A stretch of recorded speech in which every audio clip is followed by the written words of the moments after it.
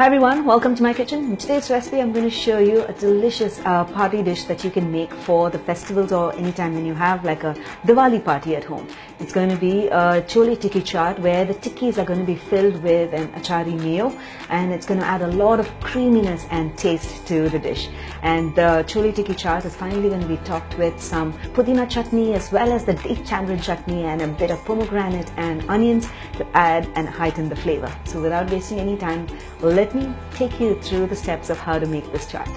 So into my preheated pan, I'm going to first melt in my classic spread. This spread makes it, the chola taste absolutely delicious. It adds a lot of creaminess, and plus it's enriched with omega-3 and 0% cholesterol. And what I'm going to do is to now allow the spread to melt. And once the spread is beginning to melt, I'm going to go ahead and add my kalonji seeds. You can also add jeera, but for when you're making tikki chaat, the chole, if it's flavored with kalonji, it brings out great taste. So to this, I'm going to add in my finely chopped ginger and some bay leaves, tej patta, some tomato puree. You can also add finely chopped tomatoes, but I find adding puree much easier. And to this, all the different masalas that's going to add flavor to the chole. Okay, and now here I have some kala namak, and this is some chaat masala. So then I have some amchur powder. Another most important ingredient is the anardana powder. You can also, you also get anardana seeds, which you can grind and add, or if you get anardana powder, pomegranate powder, you can add it.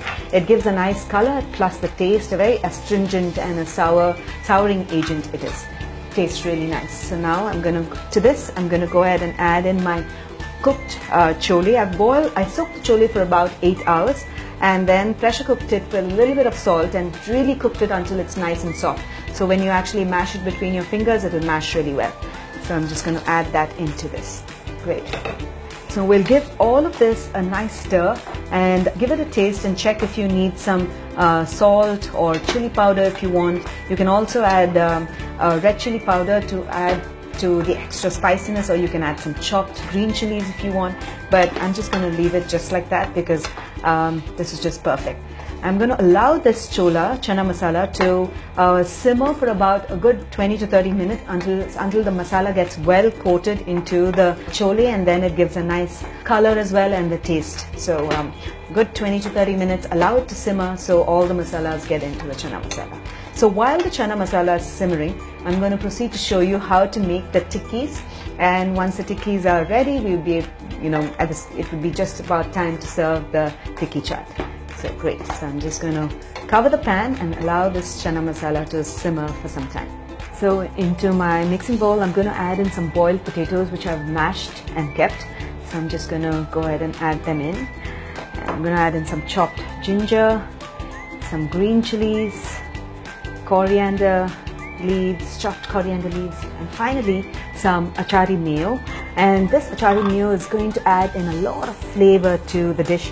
I'm going to go ahead and add this nice big dollop into the tikki mixture. You can also, add it as a stuffing, but I prefer adding it into the tikki itself, so it makes it nice and creamy and also gives that the achari taste and flavor.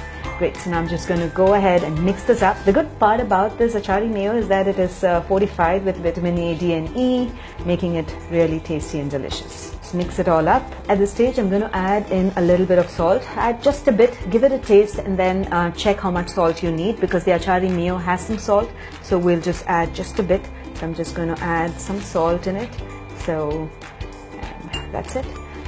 We'll mix it all up, and then after that I'm going to shape it into discs and then toss it in breadcrumbs and then pan cook it on my tawa. I'm not going to be deep frying these tikkis, I'm just going to be pan cooking them with a garlic and oregano spread, giving it a fusion taste to the tikki.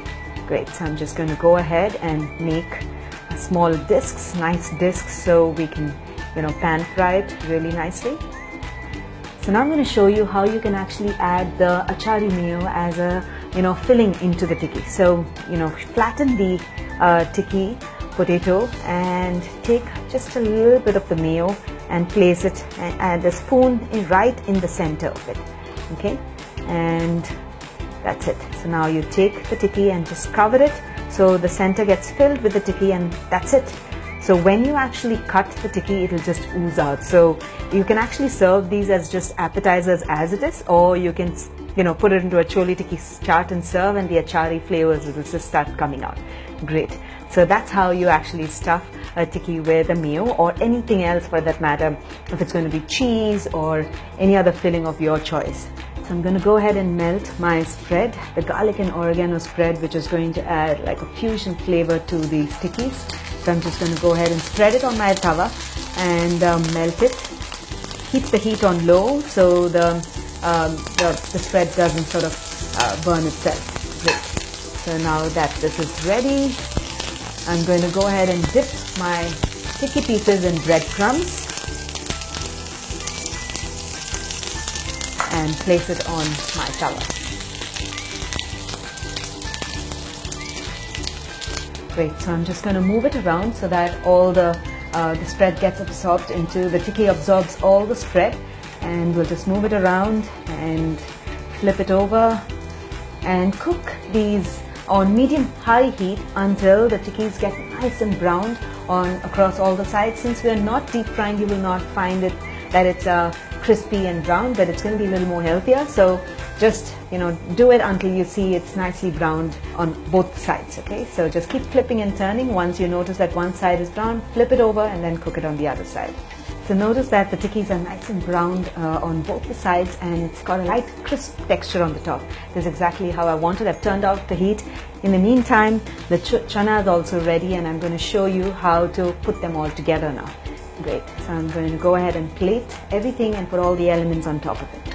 So I'm ready to serve my chole tikki chaat. So what I'm going to do is to spoon my chole into individual portions. So you can actually serve individual portions or place it in bowls so that your guests can serve it themselves. So I'm just going to place the chole right at the bottom. Well, it's a little different from what you would do normally, where the tikkis are placed first, but I'm placing the chole first. Great. So I'm going to go ahead and place the tikkis over my chole and another tikki on the top. Great. And now comes all the other elements that go into it.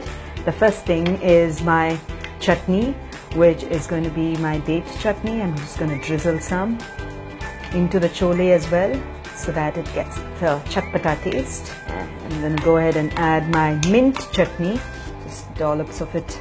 Perfect. Great. And I'm going to go ahead and add in finely chopped onions, and then the pomegranate. That's it. This is how the chole tikki chaat looks. Isn't it looking really pretty and delicious? In fact, what you can do is to take individual portions and serve it to your guests in individual bowls, and they'll simply love it. Do give this a try this festive season, or make it for any of your parties, or even a Diwali party for that matter. And when you do try it, don't forget to share your feedback in the comments below, because I'd love to hear back from you. So until then, until next time, happy cooking and healthy eating.